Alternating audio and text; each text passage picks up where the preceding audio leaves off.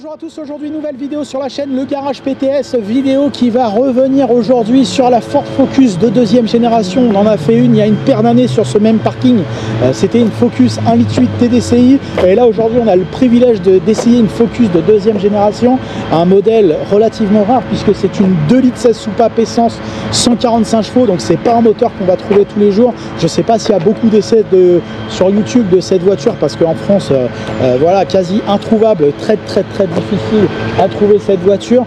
Aujourd'hui cette voiture en question en plus on va faire les mignons parce qu'elle a une configuration quasiment unique, puisque le moteur est extrêmement dur à trouver, c'est le 2,16 litres 145 chevaux en boîte manuelle, donc configuration assez difficile à trouver.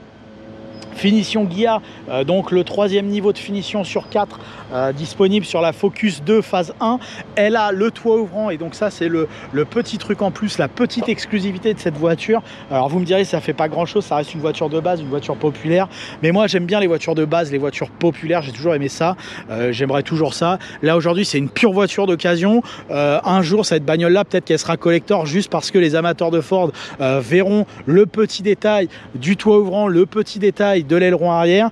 Elle a en plus à l'intérieur, on va le voir tout à l'heure, l'autoradio optionnel Sony, donc avec l'inscription Sony supplémentaire, les jantes de la version Ghia un petit peu chromée à l'américaine, donc la voiture allemande qui se prend pour une américaine. On a les petits détails supplémentaires comme les lumières sous les rétroviseurs. Alors là il fait jour donc ça se voit pas bien, mais on fait comme ça, on peut voir un éclairage.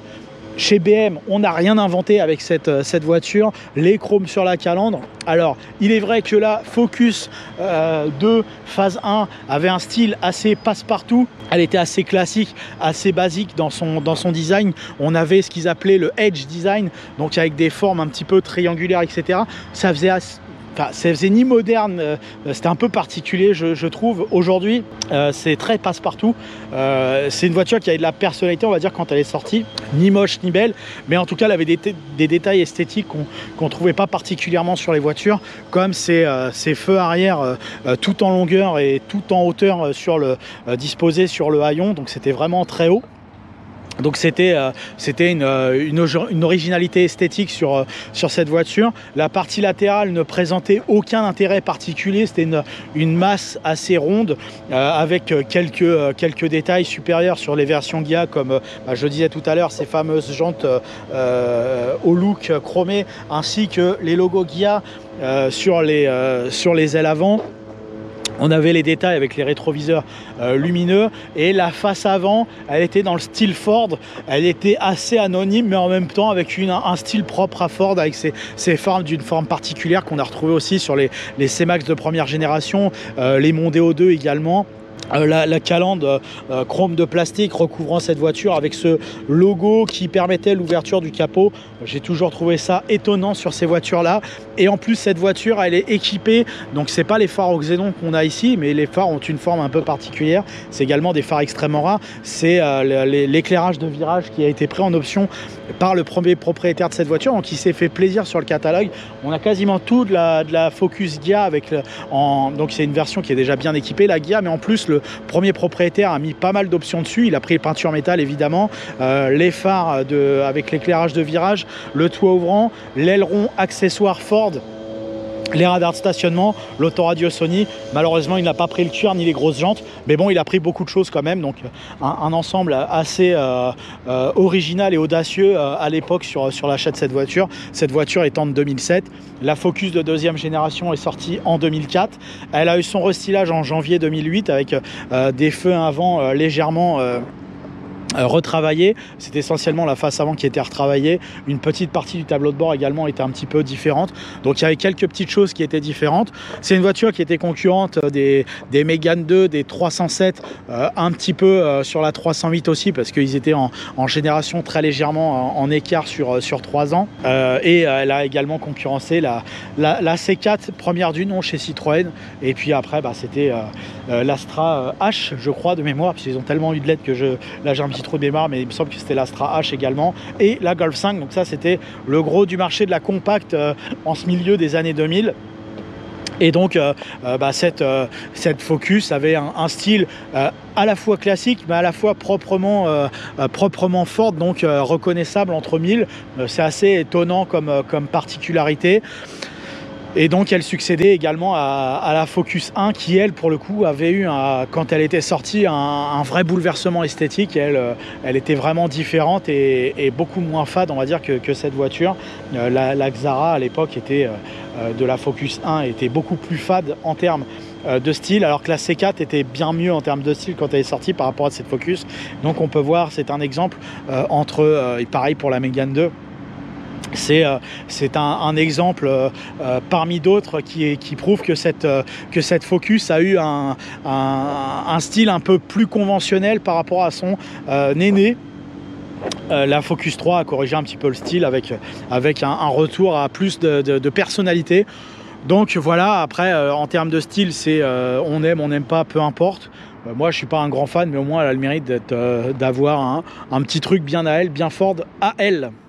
La Focus s'ouvre avec une poignée classique, relativement lourde, la porte à l'ouverture, à la manœuvre. La charnière, on sent qu'elle est épaisse, ça fait du bien. Le joint également est assez épais, ça fait également du bien dans cette Focus.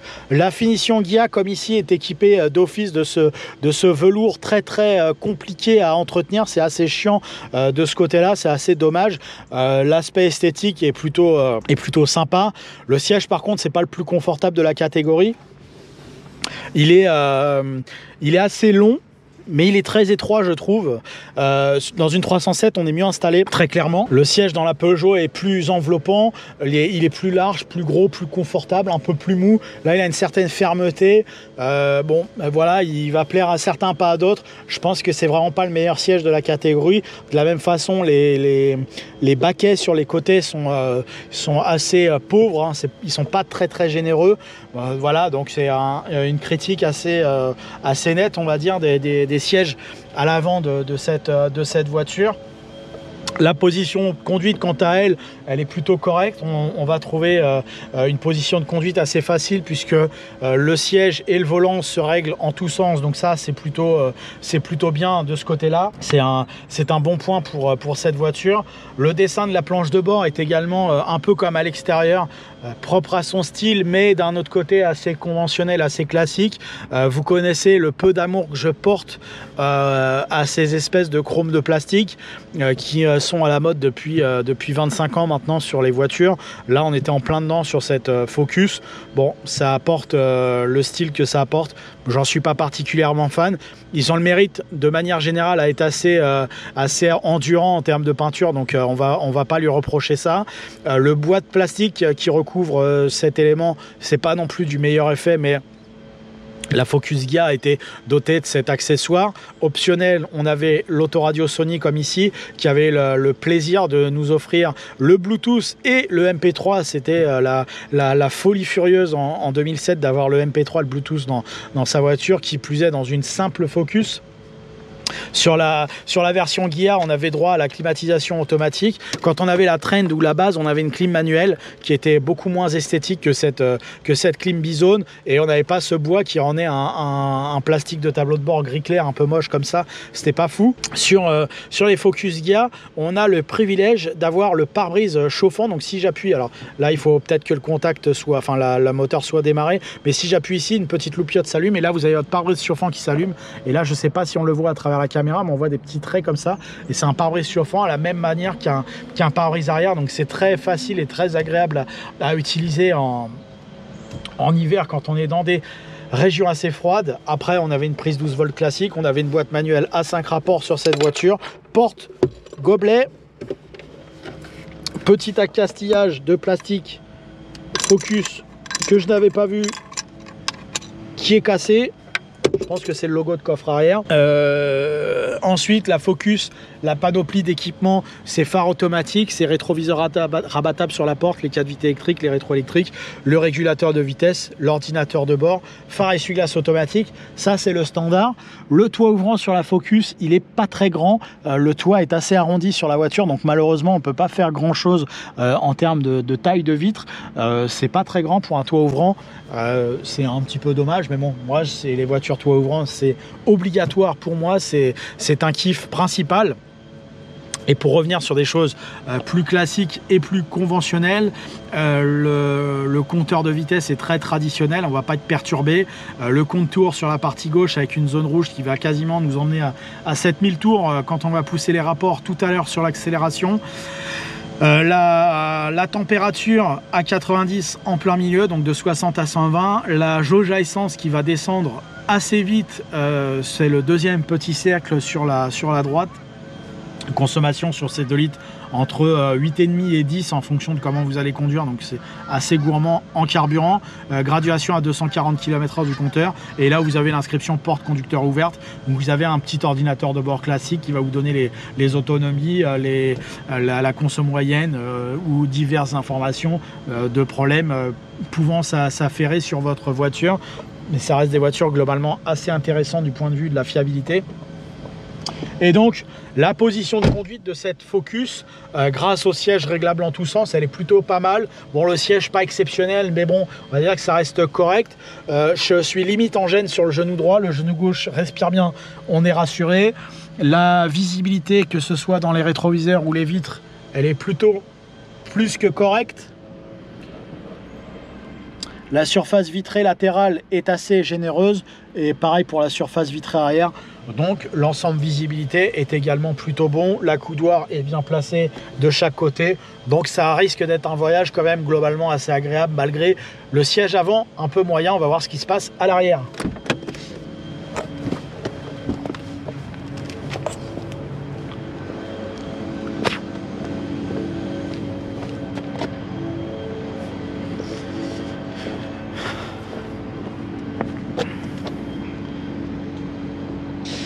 Et à l'arrière justement, donc il y a un bouton de vitre sur la porte, vitre à descente à impulsion, et on va retrouver une vitre qui va s'ouvrir assez grand, un vitrage surteinté sur la partie arrière, une porte qui a l'air de s'ouvrir assez généreusement comme ça d'un premier jet, d'un premier abord.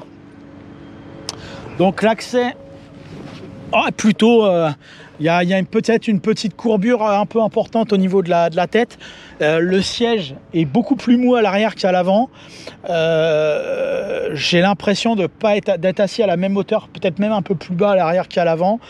Par contre, l'espace aux jambes à l'arrière est plutôt important vis-à-vis du siège conducteur. Donc ça va être plutôt agréable comme voyage. Les parties latérales du siège m'enfoncent un petit peu.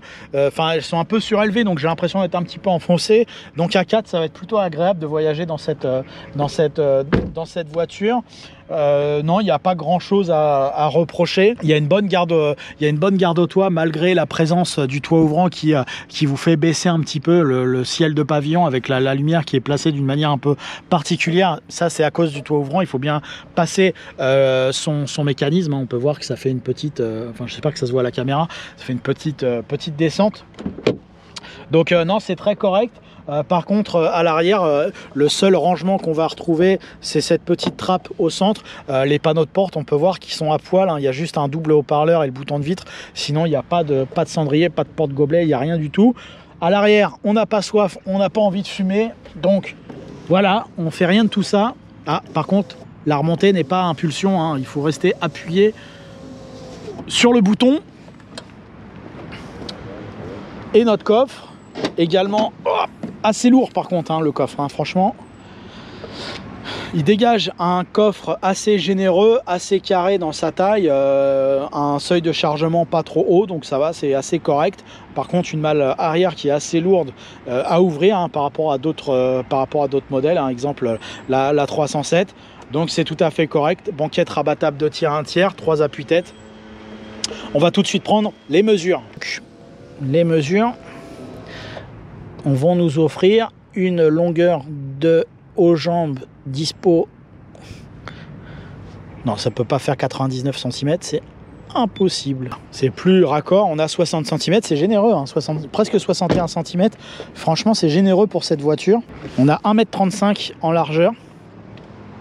Donc ça, c'est plus classique, plus conventionnel. En longueur de coffre, Il y a une moquette assez épaisse dans le coffre hein, par rapport à d'autres modèles. On a 64 cm en longueur et au moins large, parce que là on va prendre directement sur les têtes d'amortisseurs, mais comme ça on n'a pas de triche et c'est la même chose que les autres concurrentes. On va retrouver 94 cm, donc là une largeur absolument correcte pour cette voiture.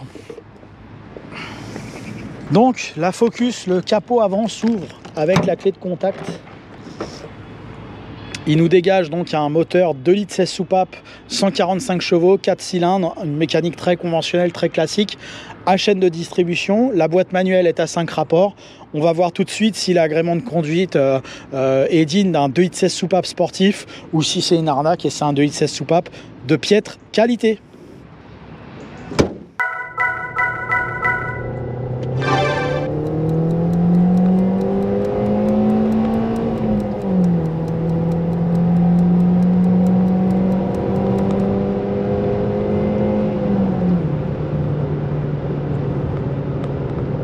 Voici donc au volant de notre Focus 2 litres 145 chevaux, année 2007. Silence de fonctionnement assez appréciable sur cette voiture. Absence de vibration assez appréciable, hein. C'est les premières choses que je vais pouvoir remarquer à l'utilisation de cette voiture. On n'entend guère que la ventilation. Pourtant le toit ouvrant est en position entrebâillante, donc on pourrait avoir une sonorité assez importante hein, mais en fait au ralenti il ne se passe aucun bruit.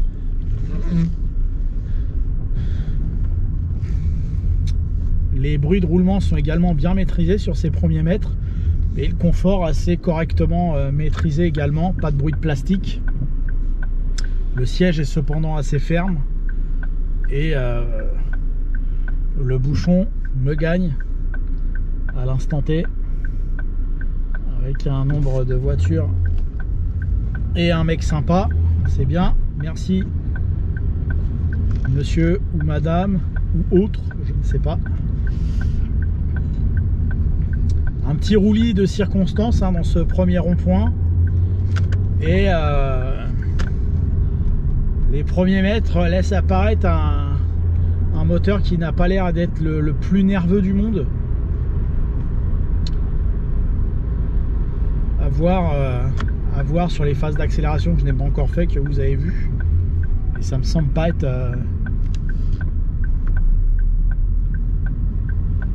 le 2 litres 16 de sport, ça m'a pas l'air d'être ça. Je sais pas cette sensation là. Mais ça se conduit assez facilement. Quand même un petit peu plus de couple que sur une voiture en 1 litre 6. Mais ouais, là je fais mon accélération en 3e. Le mi-régime fait assez lourd, mais le compteur monte quand même assez généreusement. Donc il y a une performance absolument acceptable hein, mais il n'y a pas de tempérament particulier à cette mécanique. Mais ouais, ça va beaucoup plus vite je pense qu'une traditionnelle 1 litre 6 sans aucun doute. Le comportement routier semble tout à fait honnête et sécurisant. Les suspensions sont bien filtrées. Alors, sans avoir la patte et le toucher Peugeot, mais on a quelque chose d'absolument rassurant à emmener et qui tient plutôt très bien la route. Par contre, sur les intermédiaires, les régimes intermédiaires, on va découvrir un niveau sonore un petit peu plus supérieur. Je vais fermer le toit ouvrant pour voir. On va avoir quelques petits bruits de vent à la découverte. Quelques petits bruits de roulement, mais c'est assez léger, c'est pas pire que... c'est peut-être un peu moins bien que les autres. Et ça reste assez homogène, hein, sans aucun doute.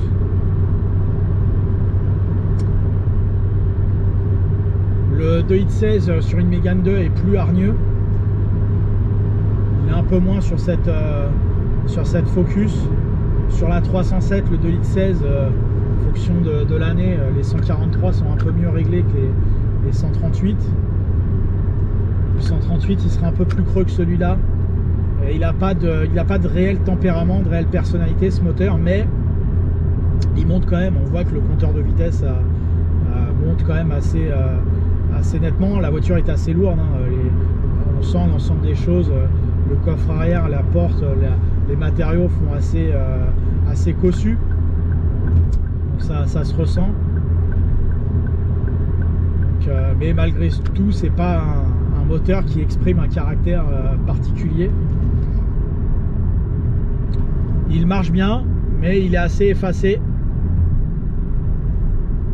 Tout comme la tenue de route qui va pas proposer quelque chose d'exceptionnel, mais qui va proposer quelque chose de très facile à conduire et de très sécurisant.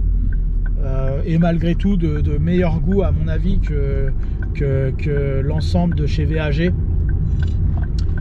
Et malgré ça, ça reste donc pour des voitures que je vais qualifier d'internationales, puisque c'est des voitures qui ont été des châssis qui ont été vendus dans une multitude de marchés.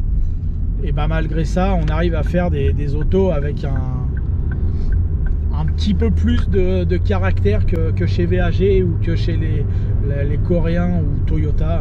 C'est beaucoup plus fade à conduire en termes de châssis que cette Focus, tout en étant assez neutre. Voilà. Là c'est yaourt nature et avec un petit peu de sucre, alors que les VAG et les coréennes et les Toyota, c'est yaourt nature tout court avec la cuillère en plastique même. C'est vraiment ça. Là c'est un petit peu mieux. Voilà. Là on a le yaourt nature avec un peu de sucre. Et Peugeot, on est sur, je sais rien, ça peut être millefeuille, tiramisu,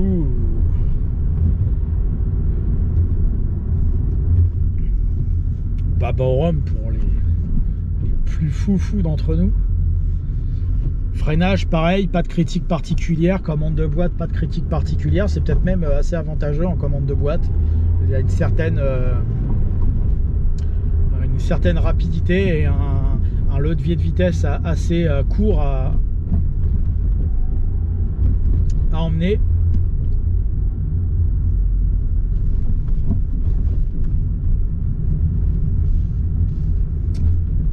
Alors, messieurs, dames, les pépés mémés, il y a des gens qui travaillent, donc il s'agirait de...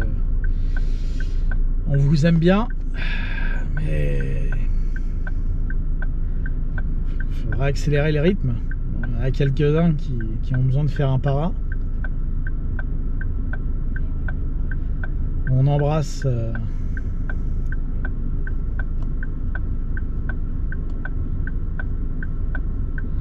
mais il y en a d'autres qui marchent plus vite que moi, hein.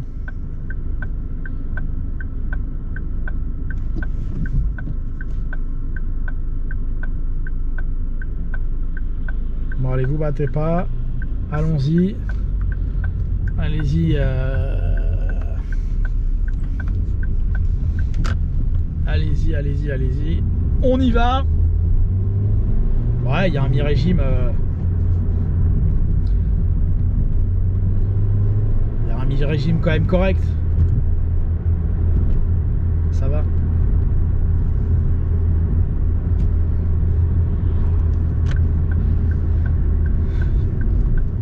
Bon, c'est un ensemble assez harmonieux.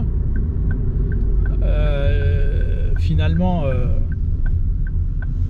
enfin moi j'ai toujours plutôt bien aimé la Focus malgré son ensemble assez neutre. C'est une voiture que j'ai plutôt toujours bien aimé. Ça fait 20 ans que je les côtoie et ça fait 20 ans que je trouve que c'est plutôt pas mal. Donc j'aime bien. C'est un choix absolument convaincant. Le plus chiant finalement c'est de la trouver parce que le marché de la Focus essence en France se résume à un pot de chagrin, c'est-à-dire rien. Il y a quelques dizaines de voitures. Peut-être qu'un jour on fera une 1,8 litre flex fuel Voilà, je viens de me souvenir qu'il y a très longtemps, on avait fait une 1,6 litre phase 2 qui était aussi très yaourt nature. La 2 litres est nettement meilleure hein, malgré tout. Donc ça vaut le coup. Là, il y a la 2 litres 16 essence, très dure à trouver en France. Si vous en trouvez une, sachez que c'est un bon choix, un peu gourmand, mais franchement c'est une bonne auto. Vous retrouverez dans quelques temps également la vidéo de la fiabilité de cette voiture. Donc si vous avez l'opportunité, c'est une auto à ramasser. Il faut prendre, ça vaut 5000 € quoi en gros aujourd'hui. Certaines qui vont les vendre un peu plus cher en fonction des kilomètres, mais on va dire que le gros du marché va se situer là. Et donc à ce prix là, c'est absolument valable. Voilà, merci à vous d'avoir suivi cette nouvelle vidéo sur la chaîne Le Garage PTS. Vidéo qui a concerné donc la Focus MK2 Ghia 2 litres 16V 145, année 2007, 5 portes. La Focus existant en 3, en 4 portes, en break et en coupé cabriolet.